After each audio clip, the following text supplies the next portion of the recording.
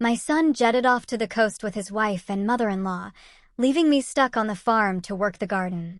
The next day, he called in a panic. "Mom, what happened to the cards? We can't withdraw a single cent, can't pay for anything." I gave him an answer no one expected. For 73 years, I poured my life into this family, this farm, giving them everything.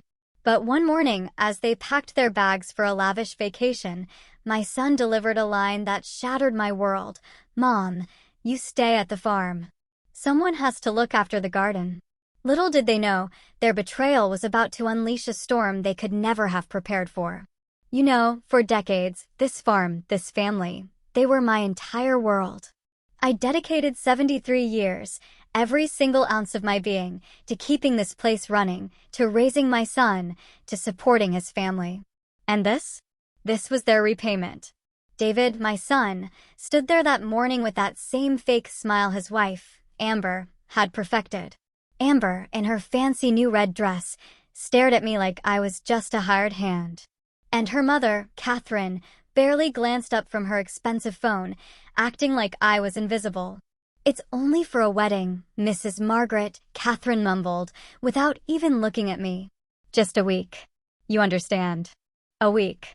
As if planting and watering, nurturing this land, was some kind of game. As if all my 73 years of devotion had suddenly amounted to nothing. I watched them pile into the car, their suitcases bursting with clothes I had washed and ironed, towels I had folded, shoes I had shined. They were off to the coast, ready to squander the money this very land produces. And I was left here, under this scorching sun, my hands deep in the soil they mistakenly believed belonged to them. But then, as the dust from their car settled on the road, as silence filled this suddenly empty house, the kitchen phone screamed. It cut through the air like a knife. It was the bank. "Mrs. Margaret, we need to confirm some urgent transactions," the voice on the other end said. My heart didn't just stop from fear.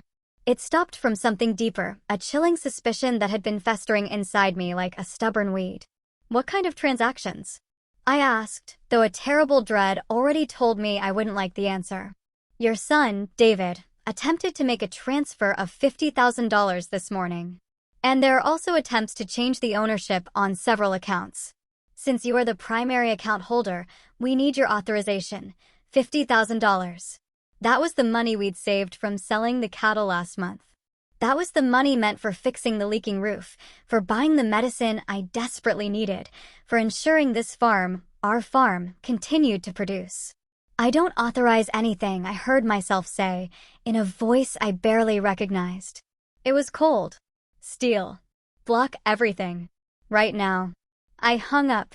I just stood there in that kitchen where I'd prepared thousands of meals for a family that now saw me as a mere nuisance. The yellow walls I'd painted a decade ago seemed to bear silent witness to every hurt I'd endured in silence. That night, as I watered the tomatoes and lettuce they would eat upon their return, my phone vibrated. It was David. "Mom, what happened with the cards? We can't withdraw a single cent. We can't pay for anything." His voice was desperate, almost hysterical. I could hear Amber screaming in the background, and Catherine cursing with that elegant, hushed tone she thought no one could hear. "Mom, are you there?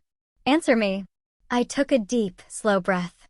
The air smelled of damp earth and the jasmine flowers I had planted 20 years ago, back when I still believed this family valued me. "I'm here, David."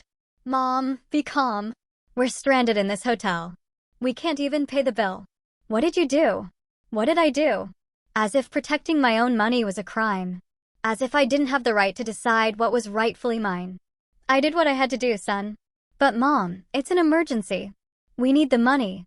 "An emergency?" Their beach vacation was an emergency, but my blood pressure medicine wasn't. The roof leaking over my bed wasn't. The farm expenses that supported this entire family weren't. "The only emergency here, David," I told him, my voice unwavering, "is that I finally opened my eyes." I ended the conversation right there. I had worked my whole life for this family.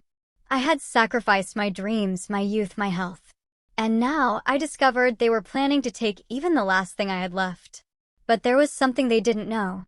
Something I discovered 3 days ago when my neighbor, Helen, came over for coffee and told me what she'd heard in town. Something that changed everything. This story, let me tell you, was just beginning. 3 days ago, Helen came to visit, just like she does every afternoon. She always brings her favorite mug, the white ceramic one with the flowers I gave her last year. She sat in the rocking chair on the porch, the same one where my late husband used to read his newspaper. "Margaret," she said in that soft voice she uses when she has something truly important to say. "I need to tell you something I heard in town." I was peeling oranges to make juice, but something in her tone made my hands stop. The peels fell to the floor like small, withered suns. "What is it, Helen?" She looked towards the road, as if afraid someone might overhear us. "Yesterday, I was at old Mr. Henderson's law office. I'd gone to renew the papers for my land, you remember." I nodded slowly.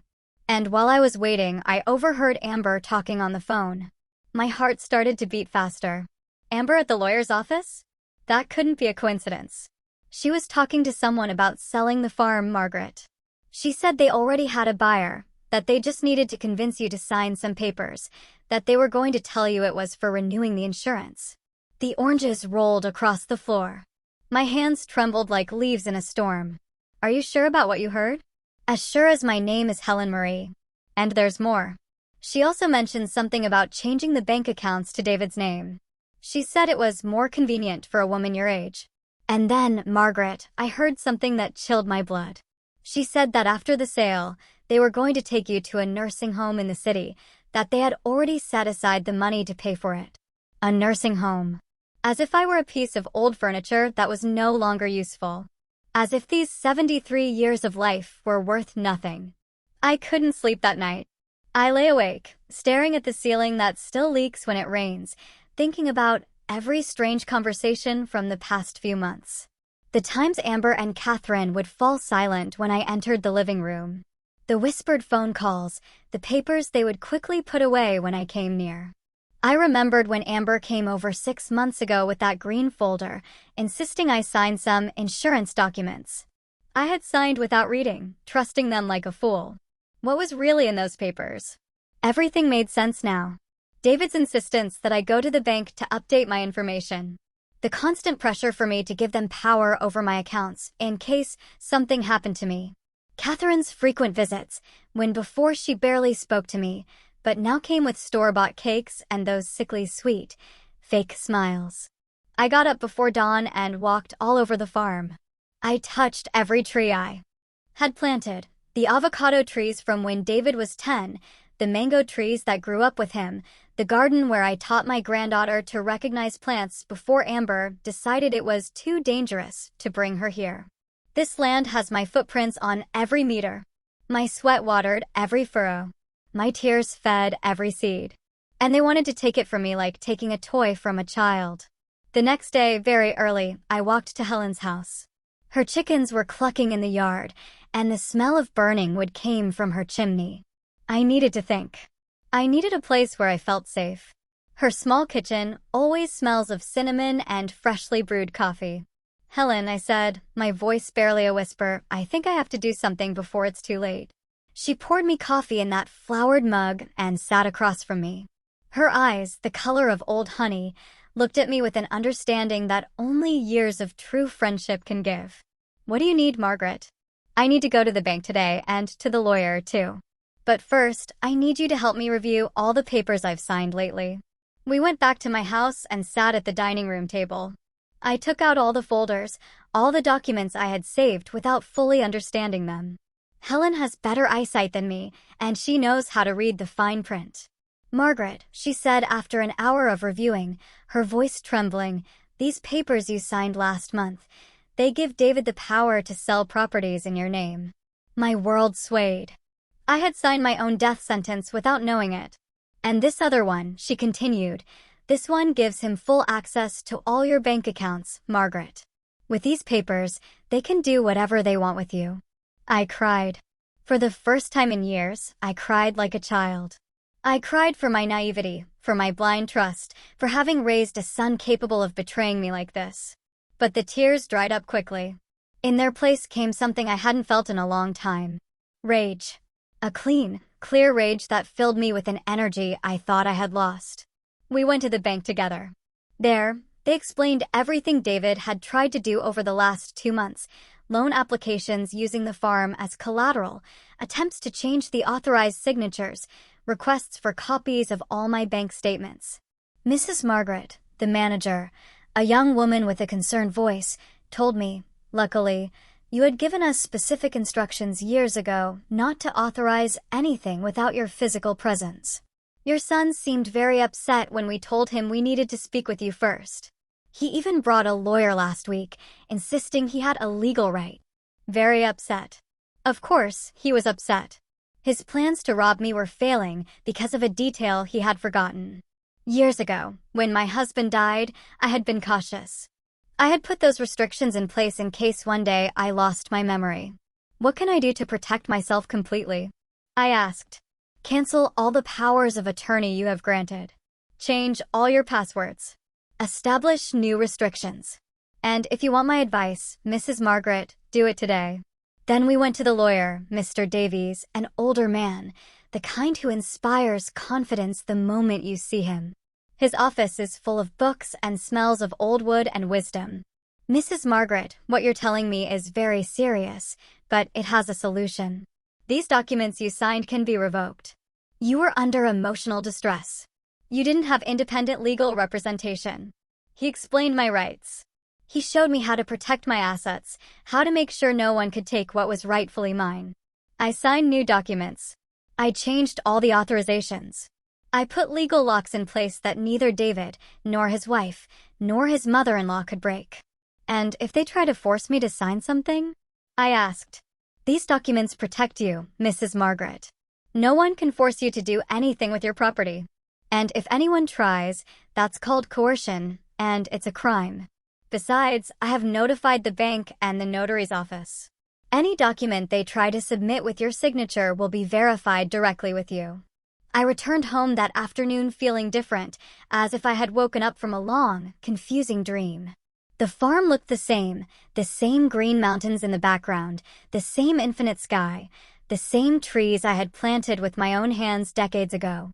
But I was no longer the same woman who had left that morning. For the first time in months, maybe years, I felt in control of my own life.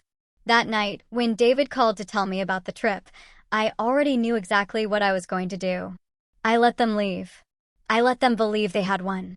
That old Margaret would obediently stay home taking care of the garden like just another employee. But while they were packing their bags, I was packing mine too. Not to go anywhere, but to stay, to plant my roots deeper than ever. And when the bank phone rang the next day, I was ready. The storm was just beginning.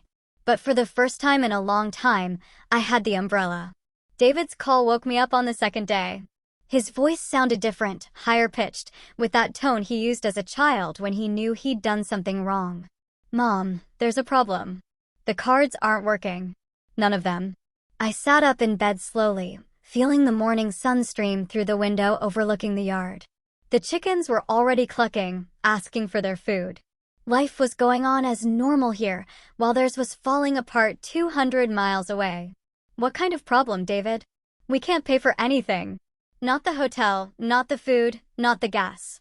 It's like all the accounts are frozen. I heard Amber screaming in the background. Her voice was distorted over the phone, but I managed to make out a few words. Useless. Your mother, fix this. Mom, I need you to go to the bank right now. It must be a system error. A system error? As if I were that naive. It's not an error, David. Silence. A long silence filled with the sound of the waves I could hear in the background. They were at the beach under expensive umbrellas while I was supposed to be sweating in the garden. What do you mean it's not an error? I mean I canceled all the cards. I froze all the joint accounts. I revoked all the authorizations you had. Another silence. This one heavier than the last. Mom, you can't do that. We depend on that money. We. As if we were partners. As if they had worked a single day on this farm to earn that money. And whose money do you think that is, David? It's family money. You can't just leave us stranded here. Family. That word they had been using to manipulate me for months. Family when they needed money. Family when they wanted me to sign papers. but not family when they were planning to sell my house and lock me in a nursing home. David, come home. All of you. Right now. We can't come. We don't have money for gas. Then walk or borrow or do whatever you have to do. But come home. I hung up before he could answer. My hands didn't tremble this time. I felt strangely calm, like when the shock wears off after an accident and you realize you're still alive. That morning, I worked in the garden like never before. I planted new seeds of cilantro and parsley. I watered the tomatoes that were beginning to ripen. I pulled the weeds that were growing between the lettuce. Every movement was an affirmation. This land is mine. These plants are mine. This life is mine. Helen arrived around noon as always. But this time, she didn't bring her flowered mug. She brought a bag full of freshly made pastries and a bottle of bourbon. To celebrate, she said with a smile that crinkled her whole face. Celebrate what? That you finally got your nerve back, Margaret. We sat on the porch eating pastries and taking small sips of the bourbon that burned my throat in the best way. The midday sun fell on us like a blessing. Do you think I did the right thing, Helen? Honey, the only thing you did wrong was taking so long to do it. She then told me that for months she had seen how I was fading away, how I stopped smiling when I talked about David, how my shoulders had started to stoop under the weight of always being available for everyone. Your late husband, God rest his soul, once told me, Helen, if anything happens to me, make sure no one takes advantage of Margaret. She's too good for her own good. Those words touched my soul. My husband had seen something I had refused to see for years. The phone rang again at 3 in the afternoon. This time it was Amber. Mother-in-law, we need to talk. Her voice had lost all its usual fake sweetness. Now it sounded sharp, desperate. Speak. What's going on? Why did you do that with the accounts? What do you think, Amber? I don't know. That's why I'm asking. We're stranded here. I got up from the porch and walked into the kitchen. I needed to be moving for this conversation. You know what, Amber? I think you do know. I think you know exactly why I did what I did. I don't know what you're talking about, don't you? You don't know anything about a conversation at Mr. Henderson's law office? You don't know anything about papers to sell the farm? You don't know anything about plans to take me to a nursing home. Total silence. I couldn't even hear the waves in the background anymore. Mother-in-law. Don't call me mother-in-law. Mothers-in-law are family, and you stopped being my family the day you decided to rob me. It wasn't robbery. It was for your own good. A woman your age can't manage such a large property on her own. There it was. The truth, finally. A woman my age. As if 73 were a disease. As if experience were a disability. And who decided that? You. Your mother. My own son. We were all worried about you. Lies. You were worried about the money, about the property, about what you could get if I disappeared from the picture. I heard her pass the phone to someone else. It was Catherine. Margaret, let's be reasonable. You can't stay alone on that farm forever. You need help. You need care. Catherine's voice was condescending, as if she were explaining something to a foolish child. You know what I need, Catherine? I need you and your daughter to stay away from my family. I need you to stop manipulating my son. And I need you to understand that this farm will be mine until the day I die. You're making a terrible mistake. Without us, you can't handle the business. You don't understand banks or taxes or anything. There it was again. The same old song. The poor old woman who doesn't understand anything. The same woman who had managed this farm for 40 years, who had raised cattle, who had negotiated with buyers, who had paid taxes and managed employees long before Amber even knew how to write her name. You know what, Catherine? You're right about one thing. I did make a terrible mistake. But it wasn't today. It was 6 months ago when I trusted you. I hung up for the second time that day. This time I trembled a little, not from fear, but from a strange energy that was coursing through my body, as if I had been asleep for years and was finally waking up completely. Helen was still on the porch, rocking gently and looking at the mountains. Everything okay? She asked without turning to look at me. Everything's perfect. That night, I had dinner alone for the first time in months without feeling lonely. I made myself some scrambled eggs with tomatoes and onions from my own garden. The silence of the house didn't weigh on me. It embraced me. After dinner, I went out to the yard and looked at the stars. It had been years since I had seen them so clearly. Maybe because it had been years since I had taken the time to look up. They would be back tomorrow, furious, desperate, probably with a new plan to convince me I had lost my mind. But for the first time in a long time, I knew exactly who I was and what I wanted. They arrived at dusk on the third day, like a storm you see coming from afar. David's car kicked up a cloud of dust on the road that took several minutes to settle. I was watering the plants in the garden, but I left the hose running and sat in the rocking chair on the porch to wait for them. They got out of the car like actors in a poorly rehearsed play. David first, with that scolded child face he used to make when his father caught him in some mischief. Amber next, in her wrinkled green dress and her hair disheveled from the trip. And finally, Catherine, adjusting her sunglasses even though the sun was already setting. None of them looked at me directly at first. They just stood there as if waiting for me to speak first, as if I owed them an explanation. The silence stretched so long that even the crickets fell quiet. Well, I finally said without getting up from the rocking chair. David was the first to walk towards the porch. His steps sounded heavy on the wooden planks his father had laid 15 years ago. "Mom, we need to talk." Talk. He sat on the step, the position he used as a child when he wanted me to forgive him for something. But he was 42 years old now, and childhood tricks no longer worked on me. "I don't understand what happened. Why did you do what you did?" "You really don't understand, David?"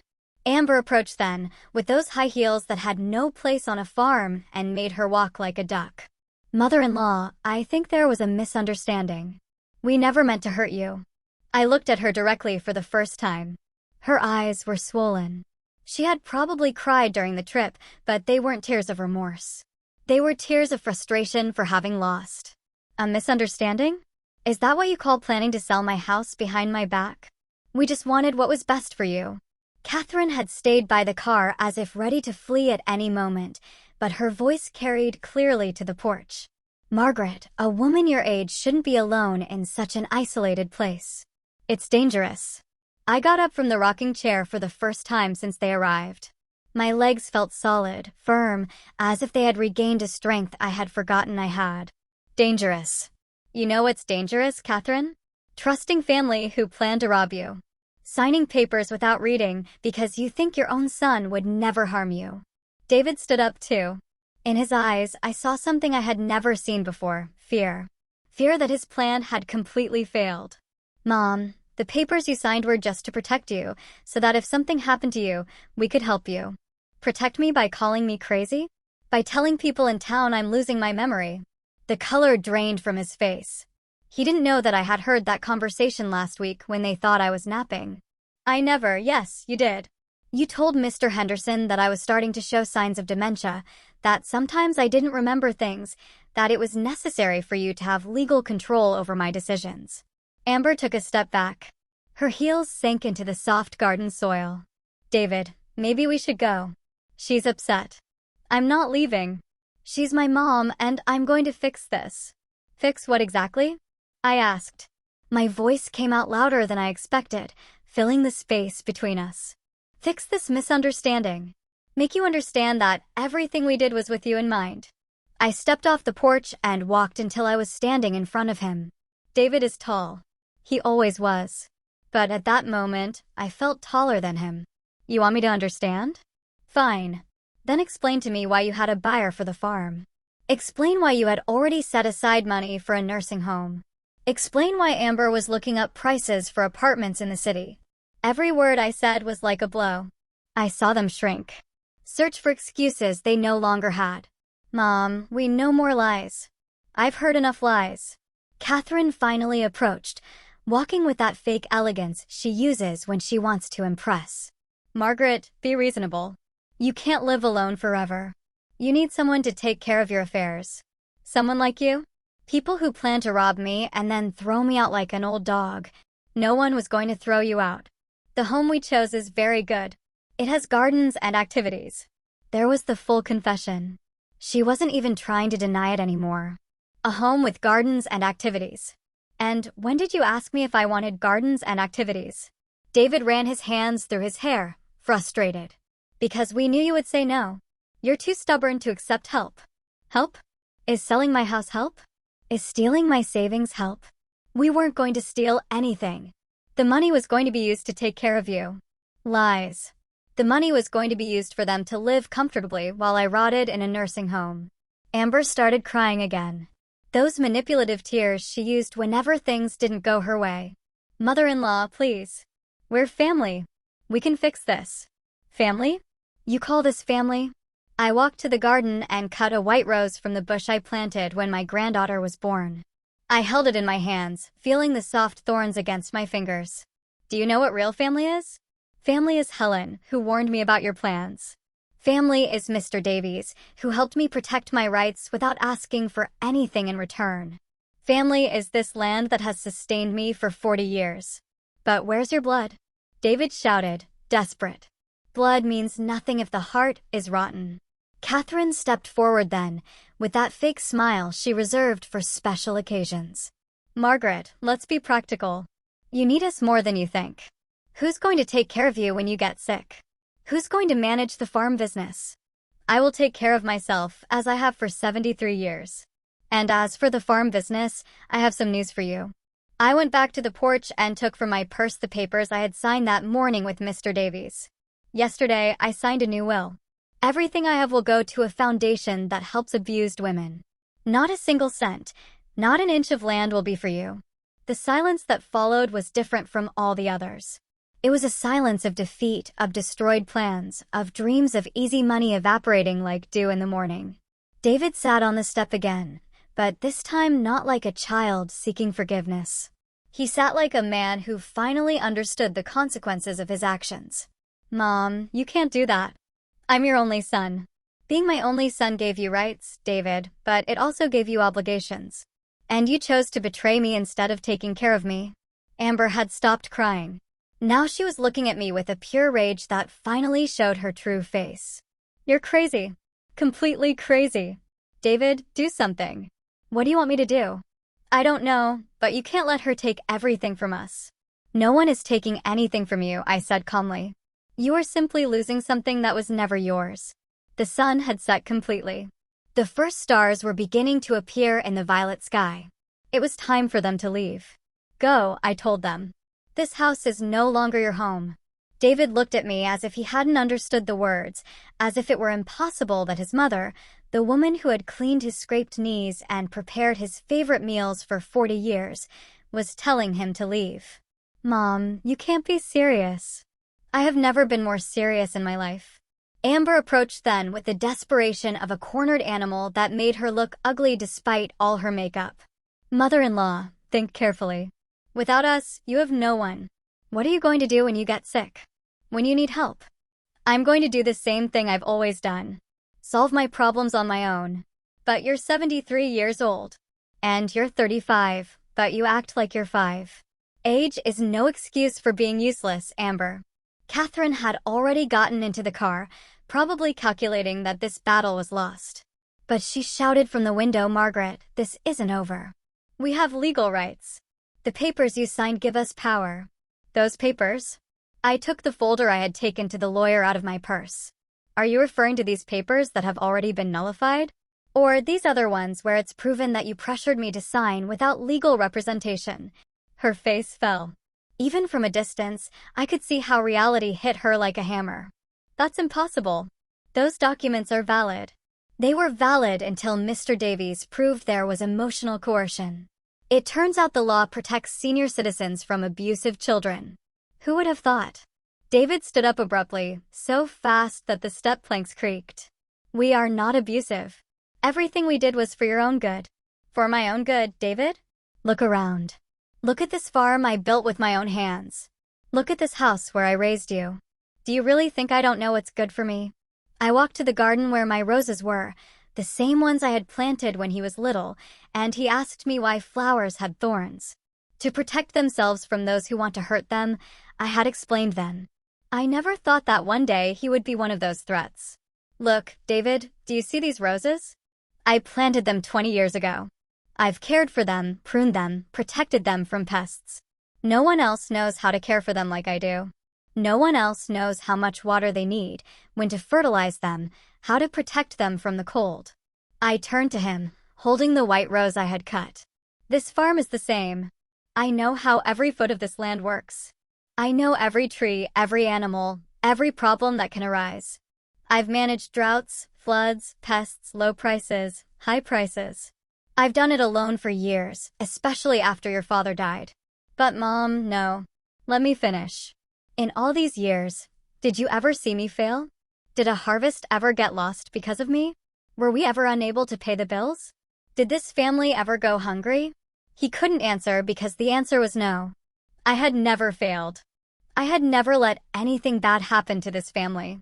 So why did you decide I could no longer take care of myself? Why? Because Amber told me that. There at the island, Amber told you. And since when does Amber know more about my life than I do? Amber stepped forward with her fists clenched. I was just trying to help. Your son was worried about you. Lies. My son was worried about the money, and you were worried about getting a house without having to work to pay for it. That's not true, is it? Then explain to me why the day after I signed the papers, you had already set aside $50,000 to buy an apartment in the city. David's face went white. He didn't know I had seen the messages on his phone when he left it on the table during lunch. How do you know that? Because I'm not blind, David, nor deaf, nor stupid. I saw the messages with the real estate agent. I saw the floor plans for the apartment you wanted to buy with my money. Catherine got out of the car again, but this time she looked like a wounded beast. All of this is normal. Children always inherit from their parents. We were just speeding up the process. Speeding up? Do you mean you were waiting for me to die? No. I mean it was logical to plan for the future. The future? My future? Without asking me what I wanted for my future? I walked to the fence that divides my property from Helen's. In the distance, I could see the light from her kitchen. She was probably making dinner, unaware that the war that would define the rest of my life was unfolding here. Do you know what my future was in your plans? 3 meals a day in a communal dining room. A single bed in a room I would share with a stranger. Scheduled activities as if I were a 5-year-old child. Visits once a month if you had time. The home we chose was very good. Amber protested. Did you visit it? Well, we saw the pictures online. The pictures online? You were going to lock up your husband's mother in a place you didn't even know in person. David approached then with that lost child face that broke my heart despite everything. Mom, forgive me. I know we messed up, but we can fix this. We can start over.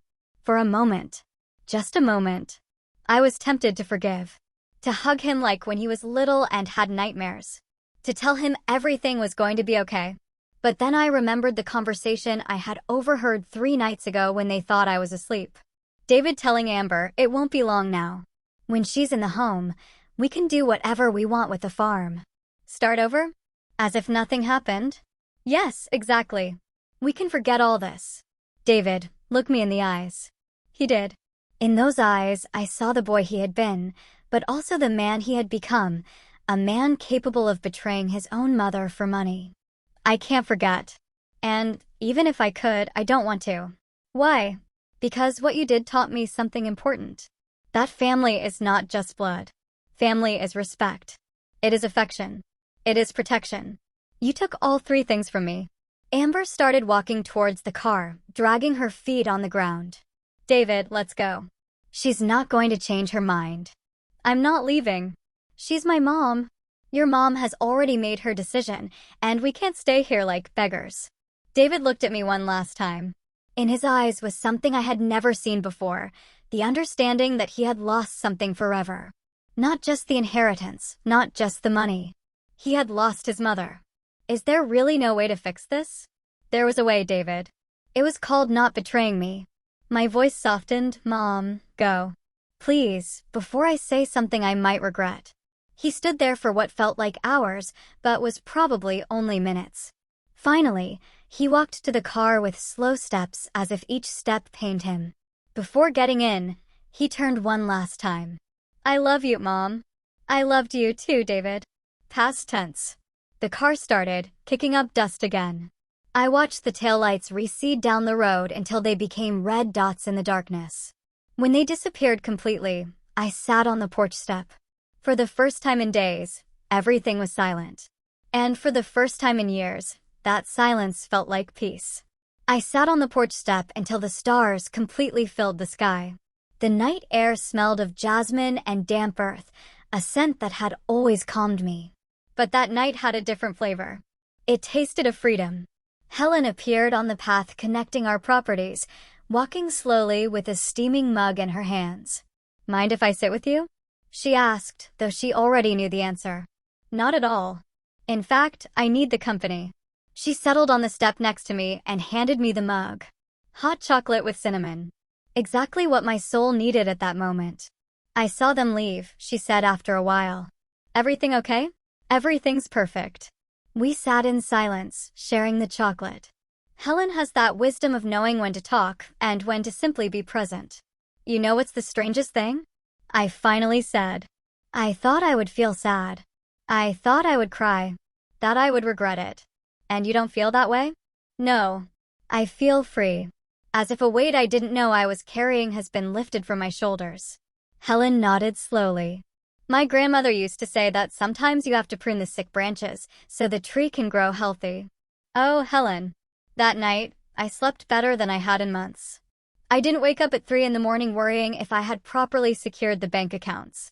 I didn't get up thinking about what excuse Amber would invent to ask for money. For the first time in a while, my mind was at peace.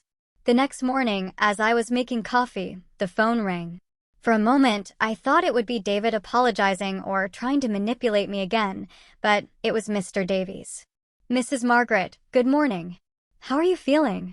"Like new, Mr. Davies." "And you?" "Very well. I'm calling because I wanted to confirm some details of the will we signed yesterday." "Are you sure about your decisions?" "More sure than ever." "Perfect.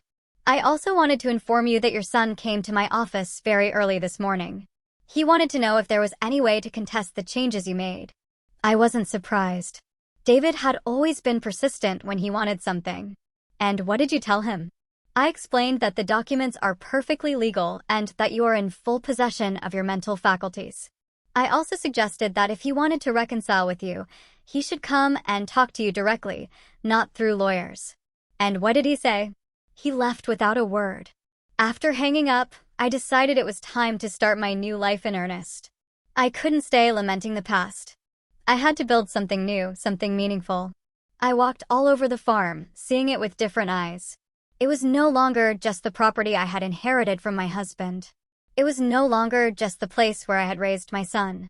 Now it was my future, my project, my legacy. The house needed repairs. The kitchen roof had leaks we had ignored for months because we didn't have the money to fix it, according to Amber. But now that I didn't have to support 3 non-working adults, I did have money. I called Mr. Peterson, the town's contractor, an honest man who had worked for us for years. "Mrs. Margaret, what a pleasure to hear from you. How can I help you?" "Mr. Peterson, I need you to come and look at the house. I want to make all the repairs we've been putting off. All of them." "Are you sure?" "That's going to be a big project." "I have time and I have money." "When can you come?" "I'll stop by tomorrow morning if that works for you." Next, I called the veterinarian. For months, I had wanted to buy more chickens and maybe some goats, but Catherine complained about the noise and the smell. "Dr. Bell, this is Margaret. Could you advise me on expanding my coop?" "Of course. What do you have in mind?" "I want to start a small farm. Chickens, goats, maybe some pigs. Something that will give me a steady income, but also keep me busy." "That sounds like an excellent idea. Is your family on board?" "My family is me, doctor, and I am completely on board." That afternoon, Helen and I sat at the dining room table making plans. She brought paper and pencil, and I laid all my ideas on the table. "What if we start a small home-cooked meal business?" Helen suggested. "Your cooking is delicious, and I know how to make preserves and jams. Do you think it would work?" "There's no one in town who sells homemade food. All the women work outside the home now. I'm sure there's a market." We started crunching the numbers. With the savings I no longer had to share with David and his family, I could invest in basic equipment for a small commercial kitchen. And we could sell at the Saturday market, Helen added, or even do home delivery. For the first time in years, I was excited about something. I had a project, a purpose, a reason to get up every morning that wasn't just survival. That night, as I ate dinner alone in the kitchen, I realized something. The house felt bigger. Not emptier, bigger, as if I had reclaimed spaces I didn't know I had lost. The phone rang at 9 at night.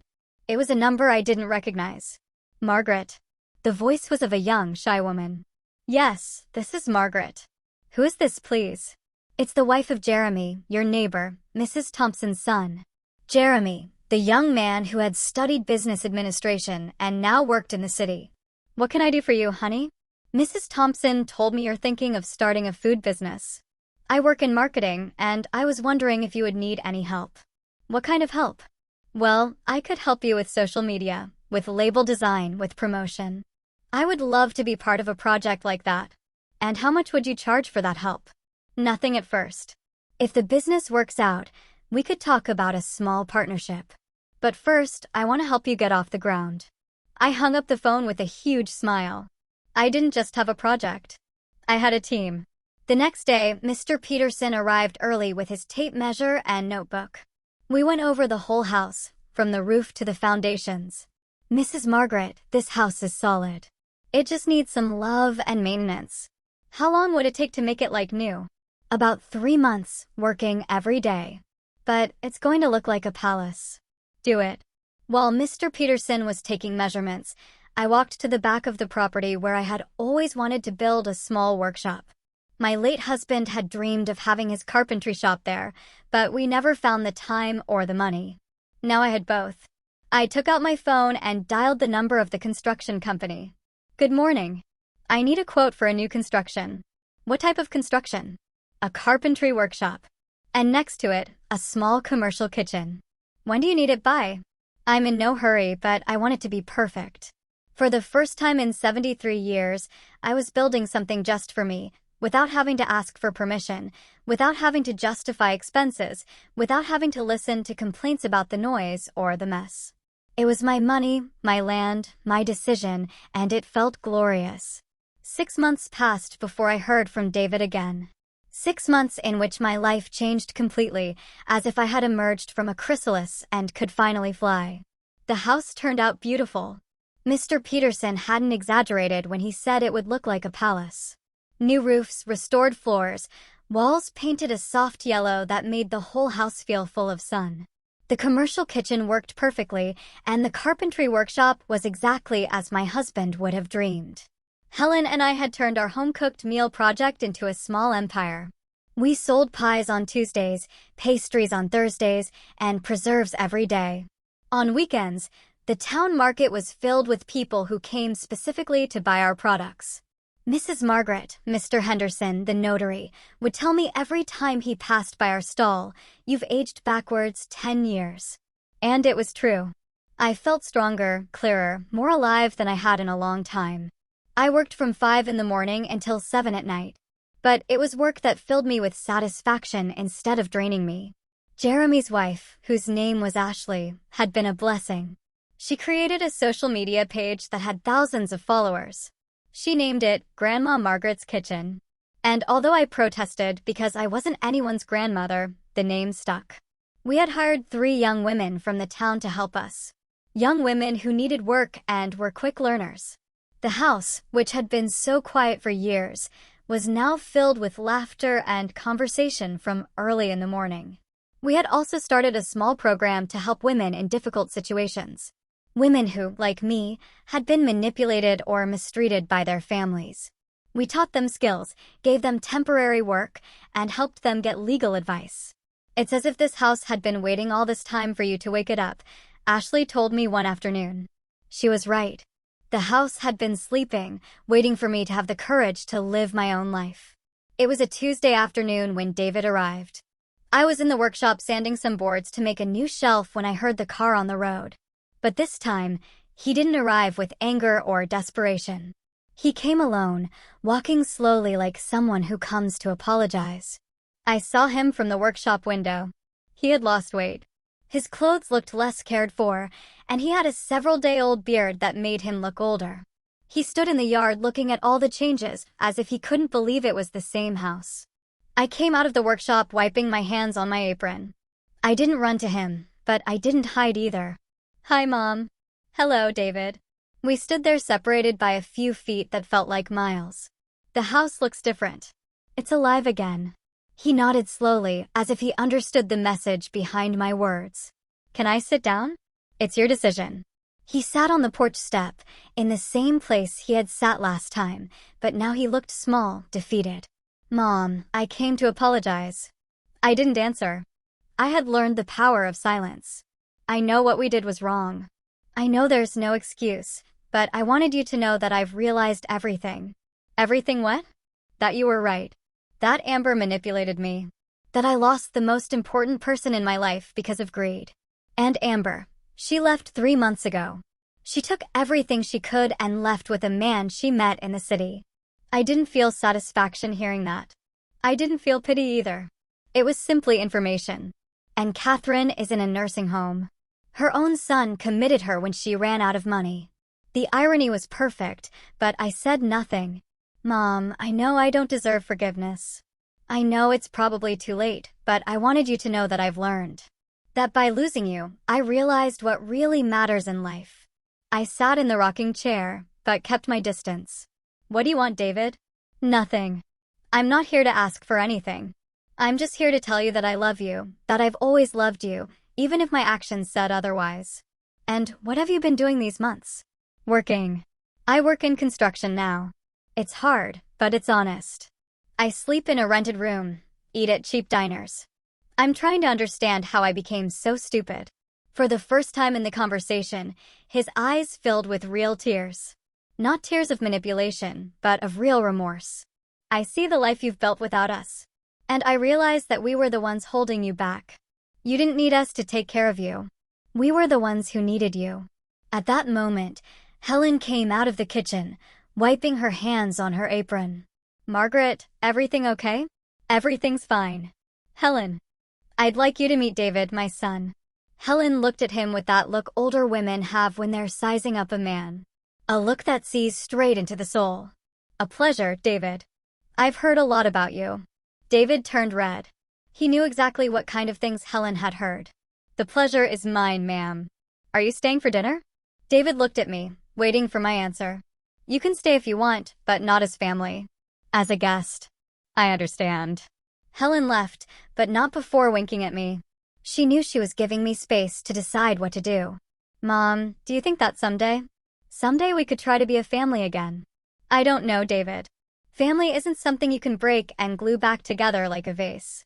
Once trust is broken, things are never the same again. I know, but maybe they could be different. Better. Better how? More honest. More respectful. More real. I looked at him for a long time. In his eyes, I no longer saw the manipulative man who had tried to rob me. I saw the boy he had been, but I also saw something new, real humility. Do you know what you have to do if you want to try to rebuild something with me? What? You have to earn it. Not with words, but with actions. You have to prove to me over months, maybe years, that you have truly changed. How? By working honestly. By living honestly. By respecting my decisions, even if you don't like them. By treating me like a whole human being, not like an old woman who needs to be cared for. And if I do all that? If you do all that, maybe someday we can be friends. But we will never go back to being the mother and son we were before. That relationship died the day you decided to betray me. He was quiet for a long time. Finally, he nodded. I understand. And I accept those conditions. Good. Then you can start by staying for dinner. But then you leave. And if you want to come back, you let me know beforehand. Thank you, Mom. You don't know what this means to me. Don't call me Mom yet. Call me Margaret. You have to earn the right to call me Mom again.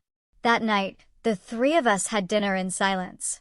David ate slowly, as if it were the first home-cooked meal he'd had in months. It probably was.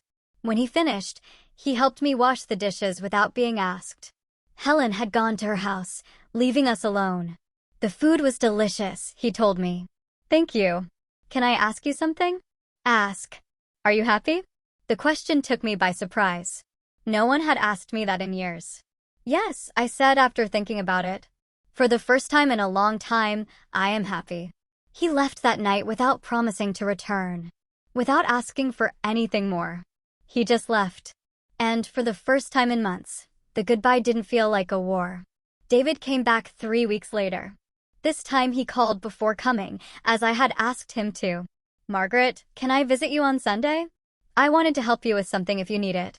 "Help me with what?" "With whatever. I know you have the food business. Maybe you need someone to carry heavy things or fix something." The offer surprised me. For years, David had avoided any physical work on the farm. He always had an excuse. His back hurt. He had important things to do. That kind of work was for employees. "Come on Sunday at 8 in the morning. There are a few things I need fixed." He arrived on time, dressed in work clothes and old boots. He looked different, thinner, but also stronger, as if the physical labor had hardened him in a good way. "What do you need me to do?" "The goat pen needs repairing. Some of the boards are loose." He worked for 4 hours without complaining. I watched him from the kitchen window while I prepared dough for pastries. He moved differently, with more care, with more respect for the tools and materials. He was not the same man who once considered this type of work beneath him. At noon, I brought him a glass of cold water and a plate of food. "Thank you," he said, and sat down to eat on the ground, leaning against a tree. "Why are you doing this, David? Fixing the pen? All of this coming, working, acting like you're a different person." He chewed slowly before answering. "Because when I lost you, I realized I had lost the only person who really knew me.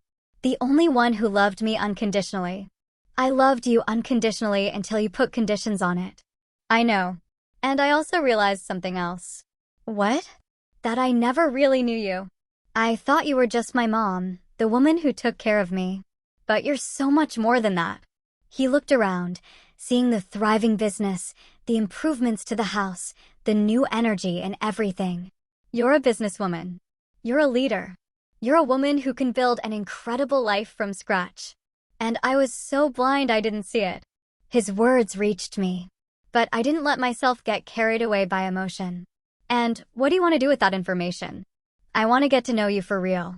As the person you are, not as the idea I had of you." "That's going to take time." "I have time." He finished his work and left without asking for anything more. Without asking when he could come back, without suggesting we eat together, without trying to force an intimacy that no longer existed. Over the next few months, David came every 2 weeks. He always called before. He always came to work. He fixed the roof of the chicken coop, painted the fence, helped build a new storage area for the business. Helen watched him with the prudence of an older woman who has seen many broken promises. "What do you think of him?" I asked her one afternoon. "He's trying to be different, but time will tell if it's real or just an act." "How can I tell the difference?" "Men who really change don't make a show of their change. They just change." She was right. David didn't talk much during his visits. He didn't try to impress me with grand gestures or dramatic promises. He just worked, ate what I offered, and left. One day, he arrived with bruises on his hands. "What happened to you?" "A fight at work. A coworker was harassing a new girl, saying nasty things to her. I told him to stop, and he told me to mind my own business. I told him that respecting women was my business." He hadn't said those words to impress me. He had said them because it was the truth. And for the first time in months, I felt something like pride for my son. But the real change I saw 6 months later when he arrived accompanied by an older woman. "Margaret, I'd like you to meet Mrs. Davis. She's my boss on the construction site." Mrs. Davis was a woman in her 60s, weathered by the sun and work, with intelligent eyes and strong hands. "Mrs. Margaret, your son has told me a lot about you. I wanted to meet the woman who raised one of my best workers. David is responsible, punctual, and never complains about hard work," Mrs. Davis continued. "But most importantly, he respects the women on the team. That's not common in this business." After they left, I thought about Mrs. Davis's words. David had really changed, not just with me, but in all aspects of his life. He called me that night. "Margaret, tell me," he said. "I wanted to thank you." "For what?" "For giving me the chance to get to know you, and for teaching me what respect means." "I didn't teach you anything, David. You decided to learn." "Maybe, but you had to be very strong to cut me off when it was necessary." Another mother would have forgiven me without another thought, and I would have remained the same terrible man. And now? Now I'm different. Not perfect, but different. And it's Thanks to you having the courage to tell me the truth. A year after that first reconciliation visit, David arrived with a proposal. Margaret, I've been thinking about something. About what? Would you like for us to be partners? Partners in what? In the business. Not as a son who inherits, but as a partner who contributes work and earns his share. The idea intrigued me. What would you contribute? Physical labor, deliveries, building a larger kitchen if you decide to expand, and something more important, respect for your leadership. And what would you want in return? A fair salary, a share of the profits if the business grows, and maybe someday, if I earn it, for you to call me your son again. I looked at him for a long time. In his face, I no longer saw the manipulative man who had tried to rob me. I saw someone who had paid the price for his mistakes and had decided to build something better. And what if things go wrong? If we fight again? Then we part ways as partners who didn't work out, but not as enemies. And if it works? If it works, we build something together, something we can both be proud of. It was a risky proposal, but it was also an honest one. Give me time to think about it. All the time you need. That night, I spoke with Helen. What do you think? I think he's not the same man who betrayed you, but I also think you're not the same woman who let herself be betrayed. Do you think I should try? I think you should do what makes you happy, but with your eyes wide open. 2 weeks later, I gave him my answer. I accept the partnership, but with very clear conditions. Whatever you say. A written contract. A review every 6 months. And at the first sign of disrespect, it's all over. I accept. Good. Then we start on Monday. And David, yes, you can call me Mom again. You've earned it. For the first time in almost 2 years, I saw him cry. But these were tears of gratitude, not of manipulation. Thank you, Mom. I won't fail you again. I know, because if you do, this time there won't be a third chance. I know, and I promise you won't need one. 3 years have passed since David and I became partners. 3 years in which we have built something that neither of us could have imagined when everything fell apart. The business grew beyond our wildest dreams. Grandma Margaret's kitchen now has 2 locations, one in town and one in the city. We employ 15 people, all women from the area who needed decent work. Ashley, the young woman who helped us with marketing, is now our general manager. But the most important thing is not the numbers in the bank accounts. The most important thing is what we built as a family. David kept every one of his promises. He works from 5 in the morning until night. He handles deliveries. He supervises the construction of new facilities. And never, not once, has he questioned my decisions as the boss. You know what I like most about working with you? He told me recently as we were loading boxes for a large delivery. What? That I finally see you for who you really are. Not as the mom who took care of me, but as the smart and strong woman you always were. Those words filled my heart in a way I hadn't felt in years. Helen is still my partner and my best friend. She now officially lives in the house with me. We turn the guest room into her personal bedroom. And at night, we sit on the porch planning new projects while we drink herbal tea we grow in our garden. Can you imagine if they had told us 5 years ago that we would be successful businesswomen in our 70s? She says, laughing.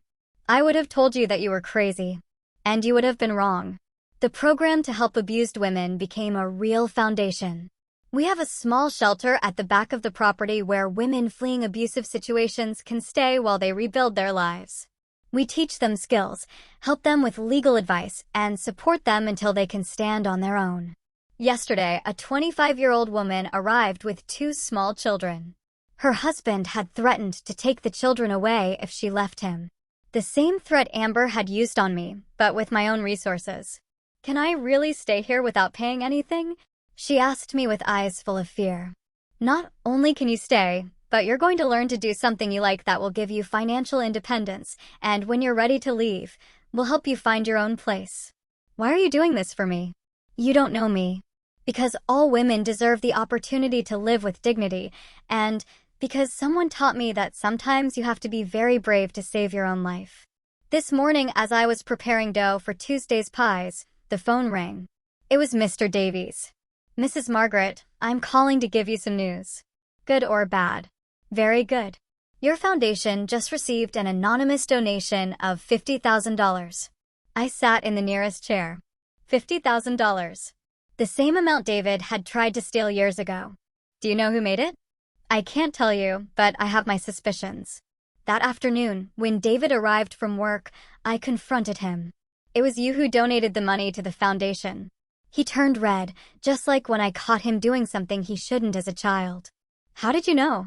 Because it's exactly $50,000, the same amount you tried to steal. It's not all the money I owe you, but it's a start. David, that money was for you too. You're my partner. No, Mom.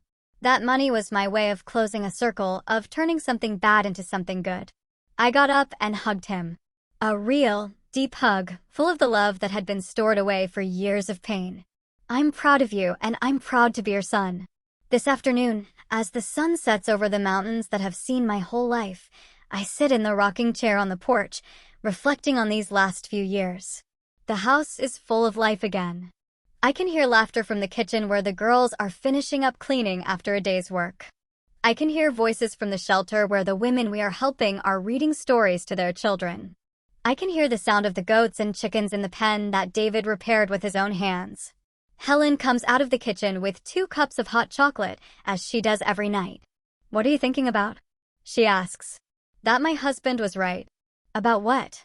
He once told me that women are like trees, that we can survive the most terrible droughts, but that when the rains come, we bloom more beautifully than before. He was a wise man. Yes, and I think he would have liked to see what I've become. David arrives in his truck, tired but smiling. He now lives in a small house he bought in town, but he comes to have dinner with us almost every night. How was your day? I ask him. Perfect. We delivered everything on time. The clients were happy, and Mrs. Davis offered me a bigger contract for next month. And are you going to accept it? Only if you agree. I don't want it to affect our business. That's the difference. Now he asks me. Now he respects my opinions. Now he understands that we are partners, not boss and employee. Except the business can manage on its own for a few weeks. Thanks, Mom. I smile. The 3 of us have dinner in the dining room, talking about plans to expand the shelter and maybe open a 3rd branch. Ashley wants us to explore the possibility of selling our products online throughout the country. Can you imagine, Margaret? Helen says, women all over America eating your pies. Our pies, I correct her. We built this together. After dinner, David goes to his house and Helen retires to her room. I stay on the porch a while longer, looking at the stars that shine brighter than ever. I think about the woman I was 5 years ago. A woman who had become invisible in her own home. A woman who had lost her voice, her strength, her dignity. A woman who was so used to giving that she had forgotten she also had the right to receive. That woman died the day I decided to freeze the bank accounts. She died when I chose to defend myself instead of remaining a victim. She died when I understood that true love is not sacrificing your dignity for others, but respecting your own and teaching others to respect it too. In her place, this woman was born, an entrepreneur, a leader, a protector of other women, a mother to a son who finally understands what respect means. The phone rings one last time before I go to bed. It's Ashley, the manager. Mrs. Margaret, I'm sorry to bother you so late, but I wanted to give you some news. What happened? A national magazine just called. They want to do an article on women entrepreneurs over 70. You are their first choice. An article about you and about everything you've built. They say your story is inspiring for thousands of women who feel trapped in their own lives. After hanging up, I walked to the garden where my roses are, the same ones I planted 20 years ago to teach David about the thorns that protect beauty. I cut a white rose, the same variety I cut the night he left. But this time, I don't cut it with pain. I cut it with gratitude. Gratitude for having had the courage to say enough. Gratitude for having found the strength to build a new life. Gratitude for having learned that it is never too late to bloom. I look up at the starry sky and whisper the words my husband told me in our last year together. A legacy is not a monument, Margaret. It is a map you leave for others to find their own way. I finally understand what he meant. My legacy is not the businesses I built or the money I earned. My legacy is the women I helped find their strength. It's the son who learned to respect. It's the living proof that it is never too late to rescue your own life. I go into the house and turn off the lights one by one. Tomorrow will be another day full of work, of projects, of women who need help and hope. And I will be ready, because I am finally who I was always meant to be. Margaret. Simply Margaret. And that is more than enough.